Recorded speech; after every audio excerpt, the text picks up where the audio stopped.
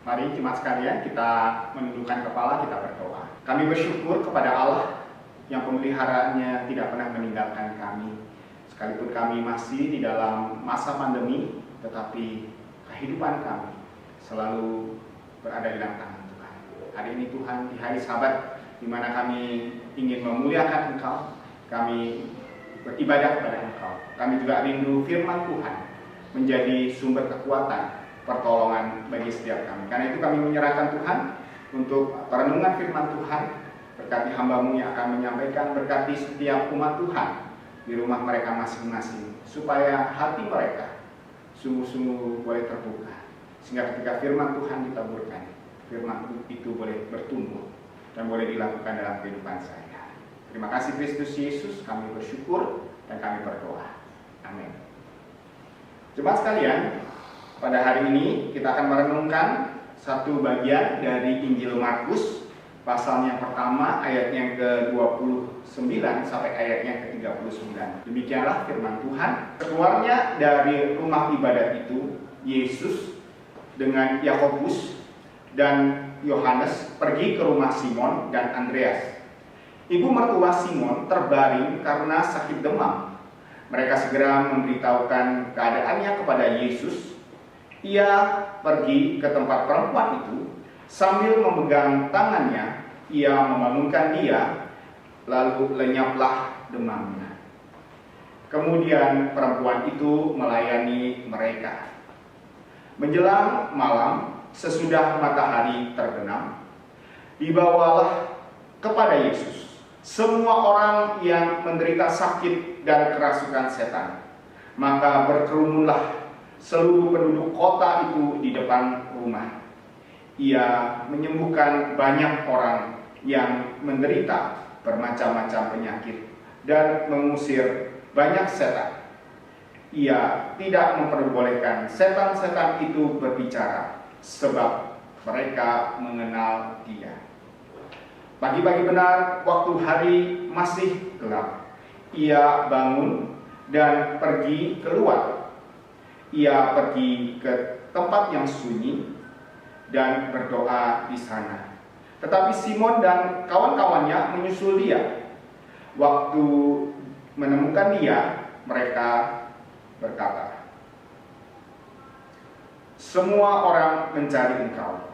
Jawabnya, "Marilah kita pergi ke tempat lain, ke kota-kota yang berdekatan, supaya di sana aku memberitakan Injil, karena untuk itu aku telah datang."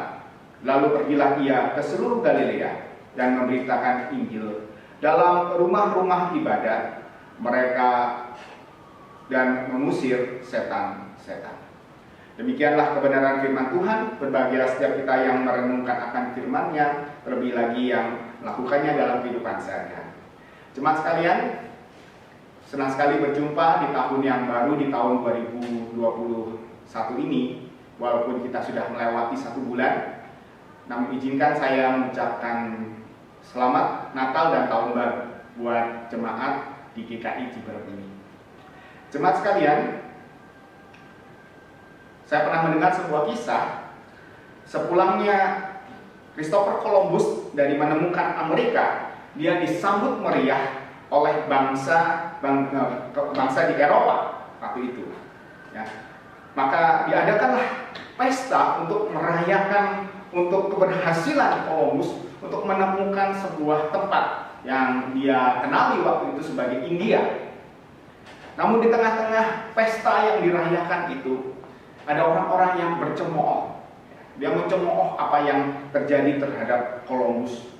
Kata mereka, sesungguhnya kalau kita berlayar ke barat, pastinya kita juga akan menemukan tempat yang ditemukan oleh Columbus. Siapa saja bisa melakukannya.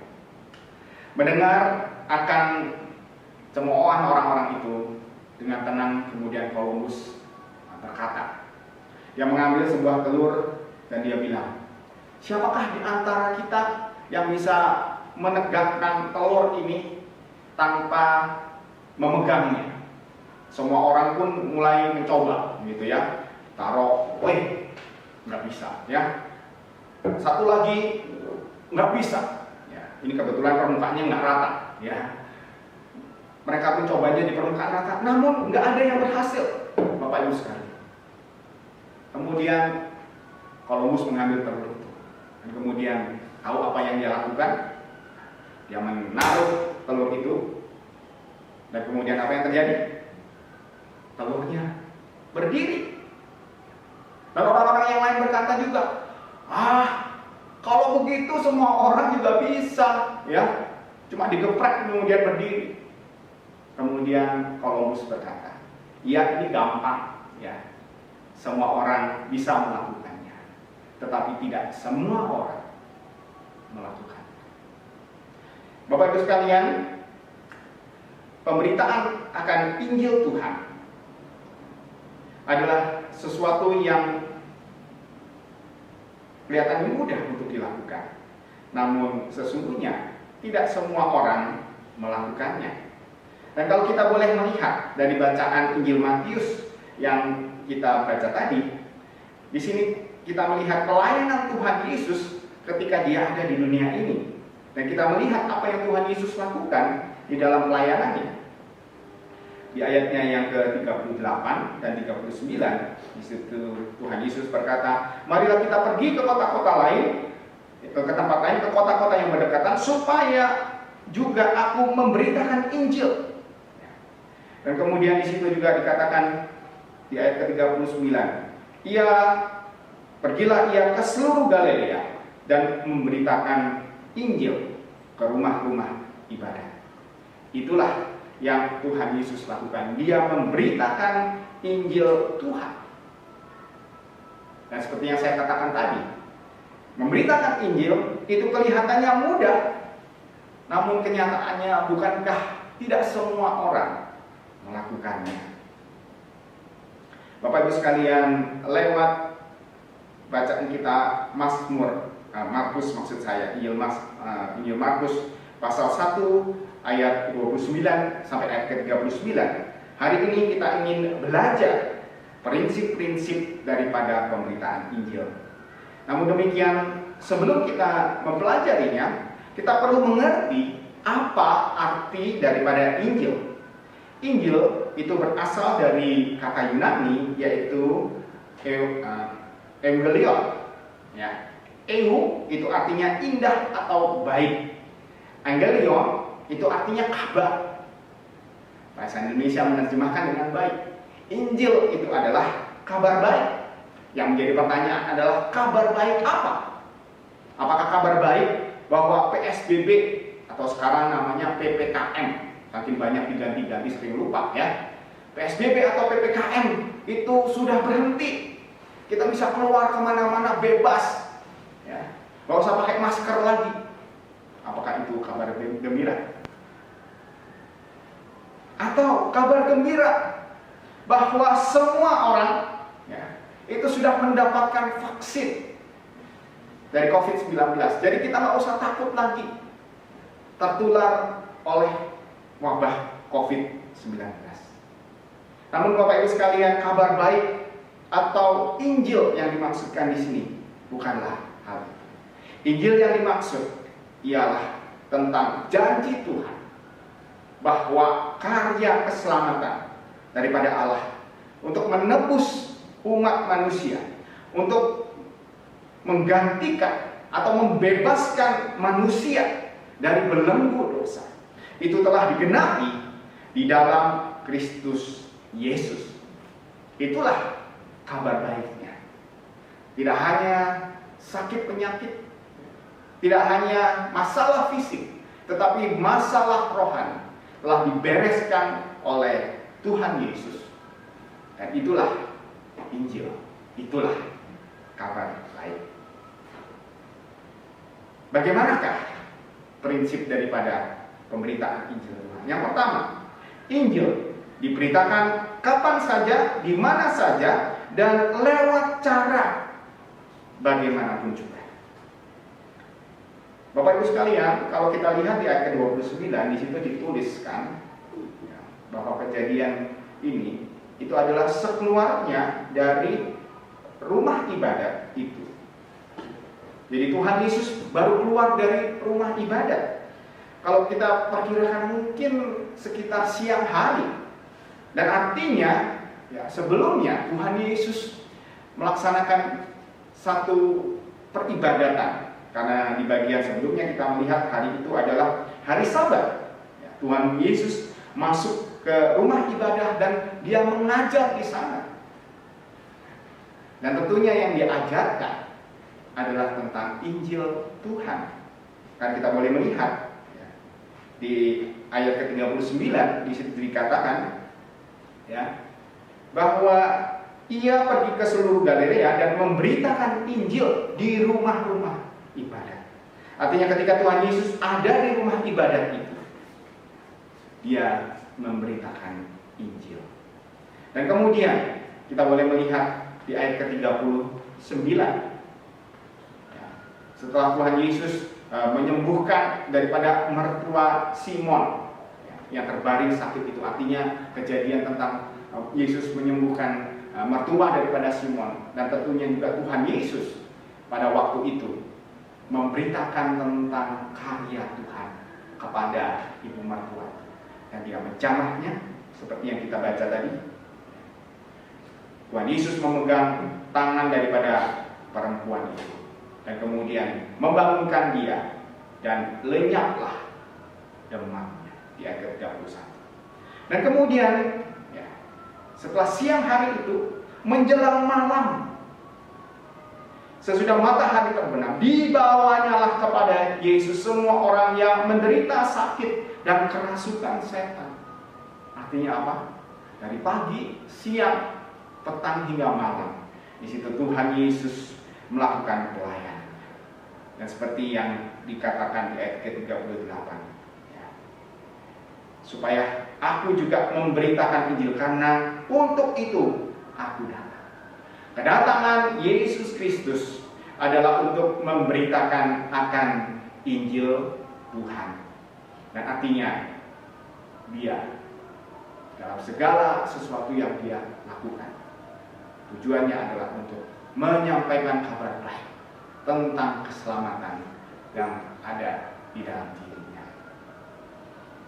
Dan Bapak Ibu sekalian, Rasul Paulus menulis di dalam 2 Timotius pasal 4 ayat 2, dia berkata, beritakanlah firman baik dan atau tidak baik waktunya. Artinya apa? Kita harus siap untuk memberitakan Injil Tuhan kapanpun juga, dimanapun juga, dan dengan cara bagaimanapun juga. Tuhan Yesus melalui pengajaran di rumah ibadah, dia memberitakan Injil. Ketika dia secara pribadi mengobati atau menyembuhkan mertua daripada Simon, pastinya dia memberitakan Injil. Dan ketika ada sekumpulan orang yang berkumpul, dia dikatakan di ayat ke-33 di sini, maka berkerumunlah seluruh penduduk kota itu. Ya, untuk waktu itu belum ada PSBB atau PPKM. Ya, kalau enggak boleh berkerumun, begitu ya. Dan semua harus pakai masker. Tetapi di dalam kerumunan itu, Tuhan Yesus menyembuhkan. Tuhan Yesus mengusir setan-setan. Yang pastinya dia memberitakan akan Injil Tuhan. Bapak Ibu sekalian, saya teringat ketika saya menjadi mahasiswa di Seminari Alkitab Asia Tenggara atau SAAT, sekarang disebut sebagai STT SAAT. Biasanya kami sebagai mahasiswa di akhir pekan atau di weekend kami ditugaskan untuk melayani di gereja-gereja. Kami belajar bagaimana melayani umat Tuhan di gereja-gereja yang ada. Satu waktu saya mendapatkan tugas melayani di sebuah desa, karena saat itu di Malang ya. Nah, desa ini ada di sekitar daerah Blitar, begitu ya, sebuah kota lain di dekat kota Malang. Untuk mencapai akan desa itu, saya harus naik bis ukuran tanggung, begitu ya, dan harus melewati gunung, begitu ya. Dan ketika sampai di satu tempat, belum sampai di desa itu, saya harus naik ojek, Bapak Ibu sekalian. Setelah naik bis 1 jam, dilanjutkan dengan naik ojek. Naik ojeknya juga 1 jam. Dan jalan yang menuju ke desa itu separuh sudah diaspal. Namun ketika masuk ke desa itu, jalannya masih berbatu-batu. Jadi coba bayangkan, ya, sudah di atas bis, ya, bisnya tanggung lagi, ya, ukuran joknya itu terbatas. Kemudian naik ojek, ya, dan kemudian jalannya berliku-liku. Waduh, Bapak Ibu sekalian, tidak mudah untuk menuju desa itu. Dan ketika saya naik ojek, ya, berpikir ngapain ya di atas motor gitu, ya. Maka saya pun tergerak untuk memberitakan tentang kabar baik tentang Tuhan Yesus yang mengasihi akan si bapak tukang ojek tadi. Walaupun, ya, maaf ya, ini pantat gitu ya, ini udah panas, ya, karena duduk begitu lama. Walaupun jalannya berkelok-kelok, ya, digoncang-goncang oleh karena jalan yang berbatu-batu. Namun itu adalah kesempatan untuk boleh membagikan akan Injil Tuhan. Saya tidak tahu bagaimana respon daripada si tukang ojek itu. Namun saya sudah melakukan tugas saya memberitakan akan kabar baik itu. Untuk hasilnya, Roh Kudus yang akan terus berbicara kepada sang tukang ojek, dan dia yang akan menobatkan dia menurut waktu dan rencana Allah. Bapak Ibu sekalian, bagaimanakah dengan setiap kita? Adakah kita siap memberitakan Injil Tuhan kapan saja, di mana saja, dan dengan cara apapun juga, sebagaimana yang Tuhan Yesus teladankan kepada setiap kita? Pada masa pandemi ini adalah kesempatan bagi kita untuk bisa membagikan kasih Tuhan.